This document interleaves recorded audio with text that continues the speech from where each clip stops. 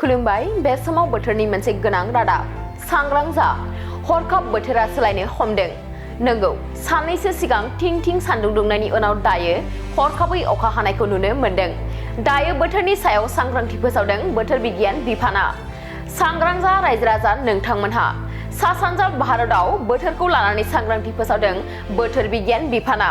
मख'नो गोनांदि रायजोनि दाब ओनसोलफोराव गोबां अखा हानायजों लोगोसे गोब्राब बारहुंखा बारनायनि सांग्रांथि होदों नंगौ बावैसो सान सिगां खनले बांग्रि मावदोंमोन बांग्रि मावखांनायनि उनाव दायो अखा बारहुंखा फैगोननि महरखौ नुनो मोनदों बोथोर बिगियान बिफाना सांग्रांथि होनाय बायदिब्ला फैगौ 3 सानसिमाव गोबां अखाजों लोगोसे बारहुंखा बारनो हागौ मिथिनो मोननाय बायदिब्ला दिनै फुंबिलि समनिफ्रायनो रायजोनि दाब ओनसोलफोराव अखा हादों जायनि जाहोनाव दिनै बोथोरा गुसु जानो हमदों आरो फैगौ 3 सानसिम रायजोआव गोबां अखा हागोन आरो बारहुंखा फैगोननि सांग्रांथि होबावदों बोथोर बिगियान बिफाना बेनिखायनो रायजो राजा नोंथांमोनहा न'निफ्राय बायजोआव ओंखारलांनायनि सिगां सांग्रां जानाया जोबोद गोनां खुलुमबाय बे समाव बोथोरनि मोनसे गोनां रादाब सांग्रां जा हरखाब बोथोरा सोलायनो हमदों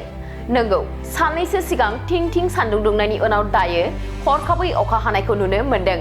दायो बोथोरनि सायाव सांग्रांथि फोसावदों बोथोर बिगियान बिफाना सांग्रां जा रायजो राजा नोंथांमोनहा सा सानजा भारतआव बोथोरखौ लानानै सांग्रांथि फोसावदों बोथोर बिगियान बिफाना मख'नो गोनांदि रायजोनि दाब ओनसोलफोराव गोबां अखा हानायजों लोगोसे गोब्राब बारहुंखा बारनायनि सांग्रांथि होदों नंगौ बावैसो सान सिगां खनले बांग्रि मावदोंमोन बांग्रि मावखांनायनि उनाव दायो अखा बारहुंखा फैगोननि महरखौ नुनो मोनदों बोथोर बिगियान बिफाना सांग्रांथि होनाय बायदिब्ला फैगौ 3 सानसिमाव गोबां अखाजों लोगोसे बारहुंखा बारनो हागौ मिथिनो मोननाय बायदिब्ला दिनै फुंबिलि समनिफ्रायनो रायजोनि दाब ओनसोलफोराव अखा हादों जायनि जाहोनाव दिनै बोथोरा गुसु जानो हमदों आरो फैगौ 3 सानसिम रायजोआव गोबां अखा हागोन आरो बारहुंखा फैगोननि सांग्रांथि होबावदों बोथोर बिगियान बिफाना बेनिखायनो रायजो राजा नोंथांमोनहा न'निफ्राय बायजोआव ओंखारलांनायनि सिगां सांग्रां जानाया जोबोद गोनां धेकियाजुलि बाथासिपुर हालामनि रायजो राजाफोरनि थाखाय गोनांथार फोसावथाय धेकियाजुलि बाथासिपुर हालामनि आबै सेन्टार साखाथियाव थानाय बर' बिजोंनि फरायसालि दानसोरां एकाडेमियाव 2025-2026 बोसोरनि थाखाय गोदानै फरायसाफोरनि मुं थिसननाया सोलिगासिनो दङ बे फरायसालियाव थाखो बिथराइनिफ्राय लानानै थाखो 9सिम मुं थिसननो हागोन 2020 मायथाइयाव गायसनजानाय बे दानसोरां एकाडेमियाव नोंथांमोनहा नांगौ रोखोमनि फोरोंथायनि खाबुफोरखौ मोननो हागोन जेरै फराफारि फोरोंनायनि अनगायैबो कम्पिउटार सोलोंनाय गेलेनाय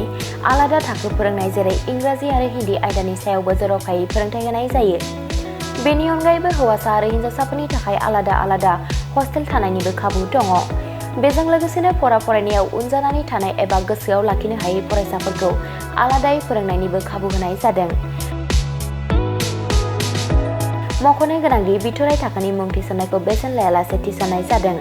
बेनिखायनो गोसो गुदुं दिथागिरि नोंथांमोनहा गावनि गथ'फोरखौ दानसोरां एकाडेमियाव मुं थिसननो गोसो दङब्ला थिसननो हागोन दानसोरां एकाडेमियाव मुं थिसननो थाखाय नोंथांमोनहा 9704457550 एबा 88764802118 जानबुं अनजिमायाव फोनांजाब खालामनानै सुलाद लानो हागोन